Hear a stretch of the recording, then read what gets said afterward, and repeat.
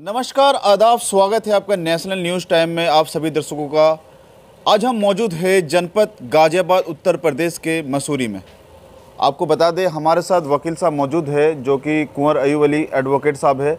हमेशा जनता के बीच रह के सुख दुख में खड़े रहते हैं और हम इनसे कई दिनों के बाद मुलाकात करने आए हैं। बीच में इनसे चर्चा करते रहते हैं राजनीति के बारे में। पीछे चुनाव ख़त्म हुआ विधानसभा का, इन्होंने बहुत अच्छा, विधानसभा में भी हम इनसे बात करते थे, बहुत अच्छा बताते थे हमें। आज इनसे हम कुछ राजनीति मुद्दों के बारे में बात करेंगे। जैसे कि वकील साहब, अभी इस समय राजनीतियों में मुसलमानों का क्या फ़ायदा है जो कि आगे चल के भविष्य फ्यूचर में मुसलमानों को राजनीति में फ़ायदा होना है, इसके बारे में आपसे जानना चाहेंगे। ये देखिए, जो उत्तर प्रदेश और देश में जिस तरह की राजनीतिक हालात हैं उसमें मुसलमान नेता जो है ख़ास तौर से, और वो नेता जो जाहिल और आपराधिक प्रवृत्ति के नेताओं का जो वर्चस्व मुसलमानों में बढ़ा, आज उसी का नतीजा है कि मुसलमान एक तरफ आइसोलेट हो गया है। आज उत्तर प्रदेश ही नहीं, पूरे देश में अगर आप नज़र घुमा करके देखोगे तो मुस्लिम पॉलिटिक्स हाशिए पर चली गई है, और उसके लिए हमारे मुस्लिम पॉलिटिशियन ही जिम्मेवार है। आज भारतीय जनता पार्टी की जो सरकार बनी है, चाहे वो देश में हो चाहे प्रदेश में हो, उसके लिए जहाँ जहाँ सांप्रदायिक तनाव तो एक वजह है ही है, लेकिन जो जाहिल और निकम्मे मुसलमान नेता थे वो भी एक बहुत बड़ी वजह है। उनकी जिम्मेवारी थी कि वो हिंदू मुसलमान ना होने देते, लेकिन उन्होंने कोई ऐसा काम नहीं किया जिससे हिंदू मुसलमान का भाईचारा बना रहे, बल्कि उल्टे उन्होंने हिंदू और मुसलमान करके उनकी दूरियों को बढ़ाने का काम किया। तो इसलिए आज मुस्लिम पॉलिटिक्स आइसोलेट हो गई है, और इसके लिए बहुत बड़े संघर्ष की ज़रूरत है। जो बेईमान मुस्लिम नेता हैं, जो अपराधी हैं, जिन्होंने बेईमानी करके, लूट करके पैसा कमा लिया है, उसकी वजह से पूरी कौम आज बर्बादी के कगार पर पहुंच गई है। आज पूरे मुस्लिम समाज को लोग शक की नज़रों से देख रहे हैं, और उसके लिए मात्र कुछ ही लोग जिम्मेवार हैं। आज भी 99%, 95% मुसलमान ईमानदार है, और मुसलमान बिल्कुल अपनी ईमानदारी से, मजबूती से अपना काम करता है, अपने बच्चों को पालने का काम करता है।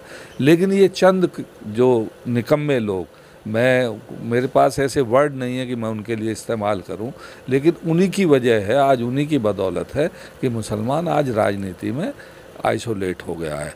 और इसका जो अगर इलाज अगर आप चाहते हो तो मुसलमान, मैं तो उन लोगों से भी कहता हूं जिन बेईमानी से जिन लोगों ने पैसा कमाया उनको सरेंडर कर देना चाहिए, और मुसलमान समाज को भी, हमारे मुसलमान भाइयों को भी ऐसे लोगों को हाथ जोड़ के घर बिठा देना चाहिए कि अब वक्त नहीं है इस देश, नहीं पूरी दुनिया में अगर आप देखोगे, नज़र घुमाओगे तो लोग अब बेईमानी, निकम्मे और जाहिल लोग जो हैं उनको कोई पसंद करना नहीं चाहता। लेकिन हमारे मुसलमानों में एक तबका ऐसा हो गया था जिन्होंने जाहिल लोगों को सर पे बिठा करके, और जिस तरह के स्लोगन लगाए, जिस तरह के नारे लगाए, वो आप भी जानते हो, मैं भी जानता हूँ। तो आज उन नारों का कोई मतलब थोड़ा ही, कोई शेर कह रहा, कोई दबंग कह रहा, कोई बहादुर कह रहा। अरे भाई, इंसानियत की बात करो।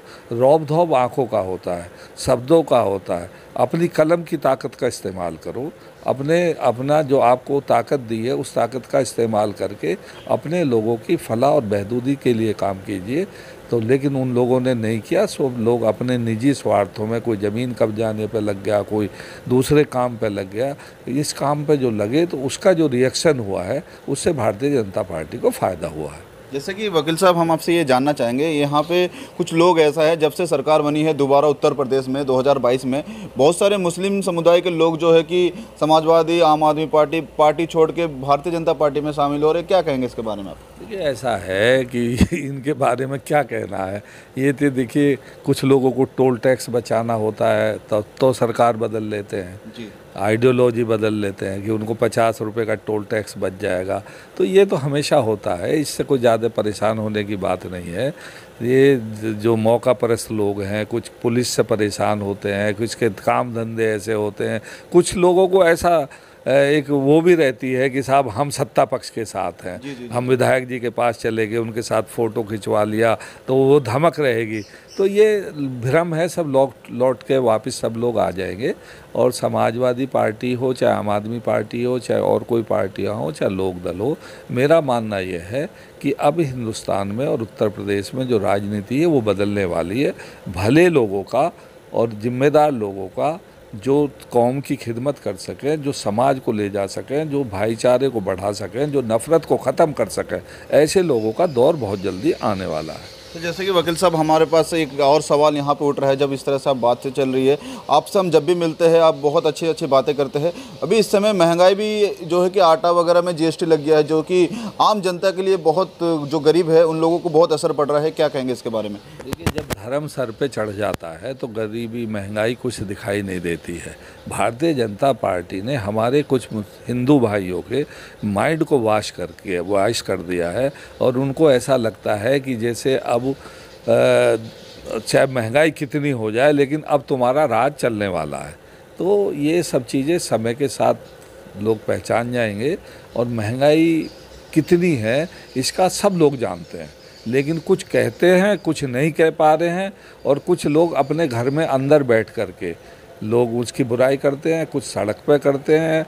और अब सड़क पे तो हिम्मत ही नहीं है किसी की। कुछ तो ऐसा लग रहा है कि 2024 में जो चुनाव आने वाला है, इससे भारतीय जनता पार्टी को नुकसान हो सकती है अगर ये इस तरह से महंगाई बढ़ाएंगे। तो जैसे डीजल भी महंगा हो रहा, पेट्रोल भी महंगा हो रहा, गैस सिलेंडर भी महंगा हो रहा, आटा और नमक वगैरह में भी जीएसटी लगा दिया है। देखिए, हमारा पड़ोस का मुल्क है श्रीलंका। श्रीलंका में जो हुआ, श्रीलंका में भी इसी तरह की सरकार थी जिस तरह की सरकार अब हमारे यहाँ चल रही है। एक तमिलों को, मुसलमानों को के खिलाफ नफरत फैला करके श्रीलंका की सरकार बनी। आज हिंदुस्तान में भी वही सरकार है जो एक हमारे तबके को के खिलाफ नफरत फैला करके बनी है। लेकिन वो नफरत पेट को नहीं भर सकती। पेट भरने के लिए लोगों को रोटी भी चाहिए, पानी भी चाहिए, कपड़ा भी चाहिए, दवाई भी चाहिए, गोली भी चाहिए, पेट्रोल भी चाहिए, एजुकेशन भी चाहिए, उनको रोजगार भी चाहिए। एक वक्त आएगा और अब धीरे धीरे लोग समझ रहे हैं और सरकार भी इन चीज़ों को समझ रही है, लेकिन वो चीज़ें उनके काबू से हैं। लेकिन जो उस तरह का दो तरह का काम होता है, एक अटैक और एक डिफेंस होता है, एक ऑफेंस होता है। सरकार दोनों फ्रंट पर काम कर रही है। विपक्षियों का चरित्रहनन कर रही है, उनको जेल भेज रही है, और अपने जो काले कारनामे हैं उनको मीडिया से, चाहे प्रिंट मीडिया हो चाहे इलेक्ट्रॉनिक मीडिया हो, उनसे छिपा करके पब्लिक के बीच आने नहीं दे रही है। लेकिन मैं धन्यवाद करना चाहता हूँ आप जैसे पत्रकारों का, जो सोशल मीडिया के लोग हैं, वो चाहे थोड़ी संख्या में हो, चाहे उनका पहुँच थोड़े लोगों पर हो, लेकिन वो उन चीज़ों को टाइम टू टाइम उजागर करते रहते हैं। मेरा ये मानना है कि बहुत जल्द समय बदलेगा, परेशान होने की ज़रूरत नहीं है। ज़रूरत इस बात की है कि जो समाज में अच्छे लोग घर बैठ गए हैं वो दोबारा से निकलें, लोगों से बात करें, लोगों को इकट्ठा करें और लोगों की परेशानी को समझ के, सोच के, और अपने सारे हिंदू मुसलमान भाइयों को इकट्ठा करके जो नफ़रत फैलाने वाले लोग हैं, ये बहुत चंद लोग हैं। मैं एक बात और कहना चाहता हूँ कि हिंदू समाज जो है ये बहुत ही लिबरल समाज है। हिंदू समाज ऐसा जो चींटी पे पैर रख के 10 बार हाथ जोड़ता है। तो इसलिए हिंदू समाज में कट्टरता नाम की चीज़ कभी हो ही नहीं सकती। ये चंद लोग हैं जो स्पॉन्सर्ड हैं, जो सरकार इस चीज़ों को फैला रही है। इसलिए मैं अपने मुसलमान भाइयों से भी अपील करना चाहता हूं कि हिंदू भाइयों के बारे में जिस तरह की धारणा कुछ लोग बनवाना चाहते हैं वो धारणा ना बनाएं। हिंदू भाइयों को अपना बड़ा भाई मान करके उन्हें गले लगाएं और हिंदू मुस्लिम एकता को इकट्ठा करके इस देश का जो परचम है पूरी दुनिया में जब ही लहरेगा जब सारे लोग इकट्ठा होकर के इस मुल्क के और इस समाज के और इस सरकारों को इकट्ठा होकर के पूरी ताकत के साथ अगर हम लोग जुटेंगे। अकेले अडानी अंबानी से सरकार नहीं चलने वाली, या पूरी दुनिया में अगर अडानी अंबानी का नाम हो रहा तो वो नाम नहीं हो रहा। लेकिन अगर गरीब क्या पेट भरोगे, उनको दवाई दोगे, गोली दोगे, बच्चों को तालीम दोगे, उनको रोज़गार दोगे, तो वो बहुत बड़ी चीज़ है और उससे ही ताकत मिलती है। यही हमारे देश की खूबी है। हमारे साथ वकील साहब जुड़े हुए थे, कुंवर अयूब अली, जो कि हमेशा इनसे हम मिलते रहते हैं। हर 2 महीना 3 महीना में अच्छी अच्छी बातें करते हैं, राजनीति के बारे में बात बताते हैं, महंगाई के बारे में बताते हैं। इस तरह से हमारे साथ बने रहिए, हम आपको पल पल की खबर नेशनल न्यूज़ में देते रहेंगे। अपने कैमरामैन सहयोगी अशोक के साथ गाजियाबाद।